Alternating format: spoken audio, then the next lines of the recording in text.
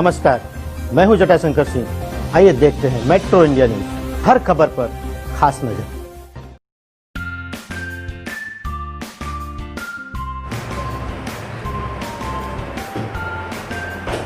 नमस्कार दोस्तों, जय हिंद। आज हम बात कर रहे हैं, हमारे साथ आयुर्वेदाचार्य हैं डॉक्टर महेश संघवी जी, जो प्रसिद्ध आयुर्वेद के डॉक्टर हैं।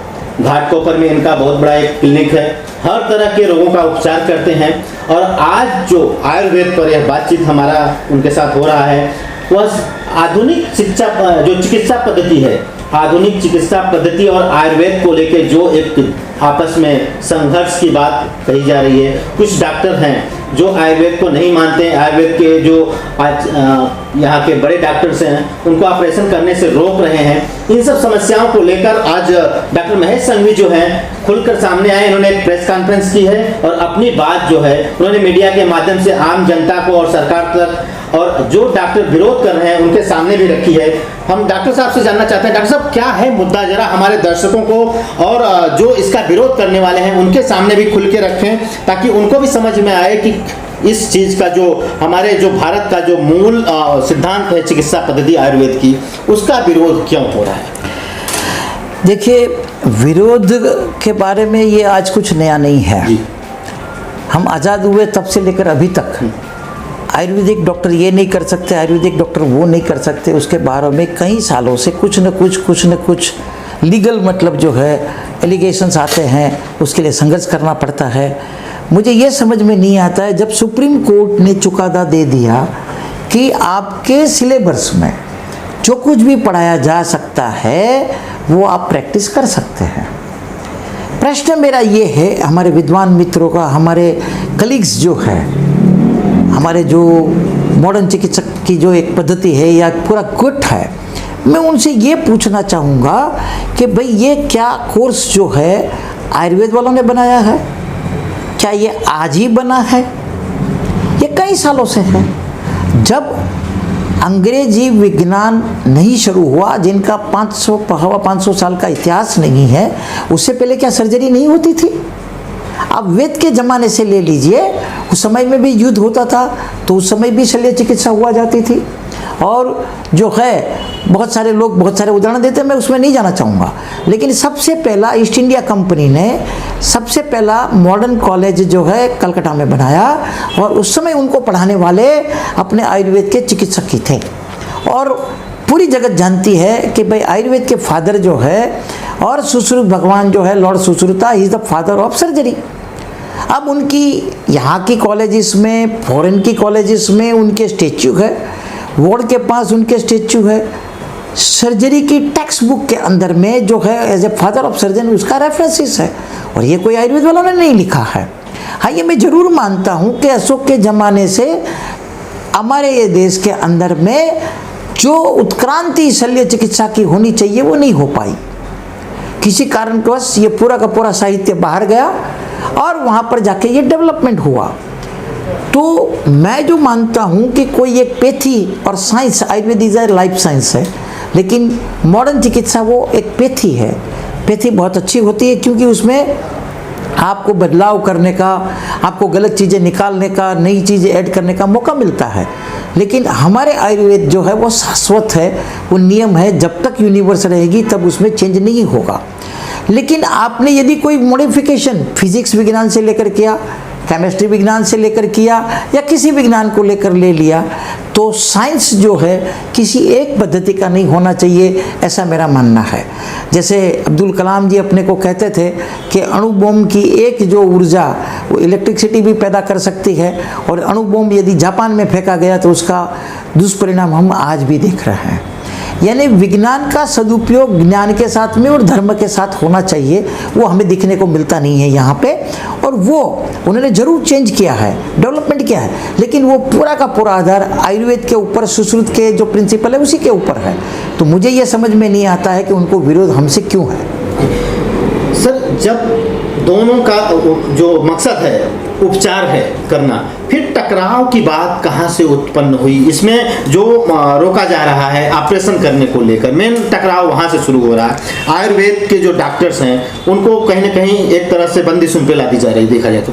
जी, अब अब उसके कारण तो वही हमारे मित्र ही समझे, लेकिन जो हम पीड़ा भुगत रहे हैं वो ऐसा है कि यहाँ पर एक चक्रीय शासन और हमारे अंतर्गत सब लोग हो और हम जैसा कहें वैसा करें तो वो ऐसा हो, ऐसा मुझे लग रहा है।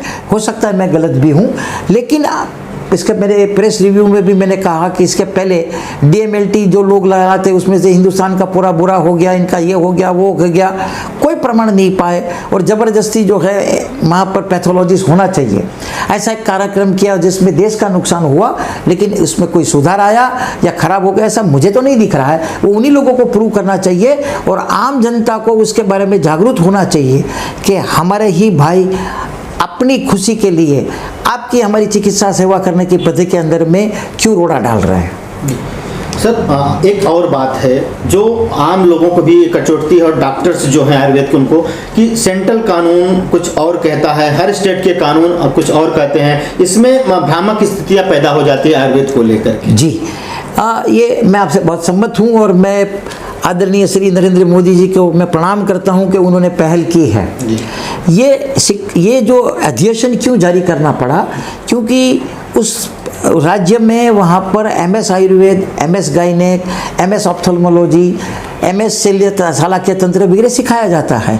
अभी तो हम लोगों ने रेडियोलॉजी भी और एनेस्थेसियोलॉजी की भी PG हमने शुरू की है और उसके जो निष्णात थे वो पढ़ाते हैं, क्योंकि उन लोगों का ऐसा था कि इनको एलोपैथिक दवाइयाँ यूज़ नहीं करनी, इनको जो है आपको एनेस्थेसिया हम नहीं देंगे, तो हमने हमारी व्यवस्था उनकी हम शुभकामना करते हैं कि हम ही हमारी पैदा कर रहे हैं। लेकिन कोई भी सर्जरी के लिए संज्ञाहरण विद्या बहुत ज़रूरी है।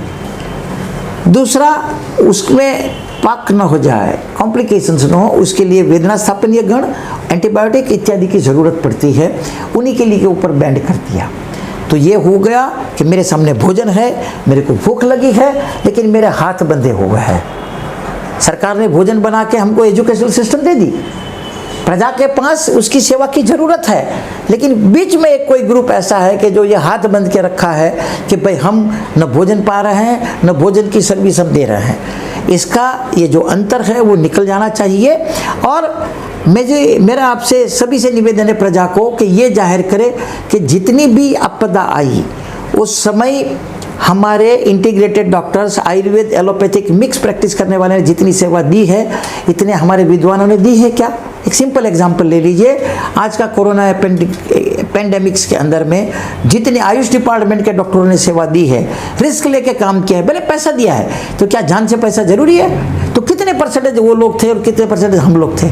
मुझे याद है जब मैं फ्रेश ग्रेजुएट हुआ तो ट्यूबेक्टोमी के ऊपर जो है मतलब एक जो पूरा अभियान चला था FPI family planning of association of India ने, तो नेशनल इंटीग्रेटेड मेडिकल एसोसिएशन ने वहाँ पर हम सब लोगों को ट्रेंड करके ट्यूबेक्टोमी का प्रोग्राम किया था और वो हमने सक्सेसफुली चलाया था।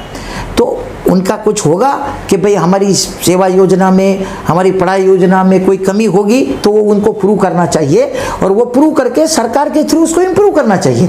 लेकिन ये बंद करने का क्या तरीका हुआ? ये तो जैसे वो कृषि का वाला चल रहा है वैसा हो गया, ये इनका हो गया वैसा हो गया, ये तो माफियागिरी हो गई कि आपको हम जबरदस्ती दबाएं। भाई क्यों? आप अपने सिस्टम में अगर कोई हमारी है तो उसको व्यवस्थित रूप से ये योजना को इम्प्रूव करने के लिए दीजिए और ये प्रूव कीजिए कि हमारे हाथों से, हमारे आयुर्वेदिक डॉक्टरों के, PG डॉक्टरों के हाथों से इतनी कॉम्प्लिकेशंस हुई है। मैं आपसे सबसे निवेदन करता हूँ जनता को कि राइट टू इन्फॉर्मेशन एक्ट में हर एक आप कंज्यूमर कोर्ट में जाइए और दाखला निकालिए कि कितने मॉडर्न के सर्जन के ऊपर केस है और कितने आयुर्वेद के ऊपर है। मैं ये नहीं कहता हूँ हम सर्वांग संपूर्ण हैं, हम सर्जरी के बालक हैं, वो भी है। ये काम है रोजे रोज सीखने का है, करने का है। हमारे पास इतने जितने सर हेड डॉक्टर नहीं है तो उतने सर्जन कहाँ से निकालेंगे? गांव में, रूरल में आप जाइए और उन लोगों की सेवा में देखिए कि कितनी रुकावटें, कितनी लाचारी से वो लोग जी रहे हैं। तो ये सेवा देने में वो लोग सक्षम है तो हमारा एजुकेशन सिस्टम बंद कर दे, और नहीं तो फिर हम जो कर रहे हैं उनको ऐसा लगता है कि ये करने से इसको, पेशेंट को, रोगी को नुकसान है, वो सिद्ध कर एजुकेशनल सिस्टम को इम्प्रूव करने की कोशिश करें।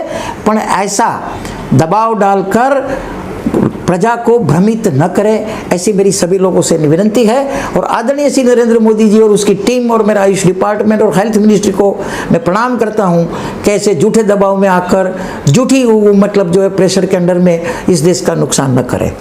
तो आप सुन रहे थे डॉक्टर महेश संघवी जी से, जो आयुर्वेदाचार्य हैं, और इनका कहना है कि जो भारत की आधुनिक चिकित्सा पद्धति है आयुर्वेद, उसमें काफ़ी ऐसी औषधियां हैं जो असाध्य रोगों को भी सही तरीके से उपचार कर उसका निदान करती हैं।